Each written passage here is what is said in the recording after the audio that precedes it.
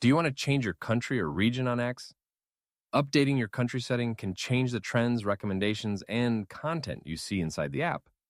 Open the X app on your mobile device. Once you're on the home screen, tap on your profile picture in the top left corner. This will open the side menu.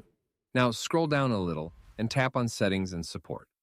From the expanded menu, select Settings and Privacy. Inside the Settings page, look for the section called Your Account and tap on it. Next, select Account Information. You may be asked to confirm your password for security purposes before continuing. Once you're inside Account Information, scroll down until you find the Country option. Tap on it. Now you'll see a full list of available countries. You can either scroll through the list manually or use the search bar at the top to quickly find your preferred country. Select the country you want to switch to. After choosing it, tap Change or Confirm to save the new setting. Your country setting will now be updated successfully. From this point forward, X may start showing trends, recommendations, ads, and regional content based on the country you selected.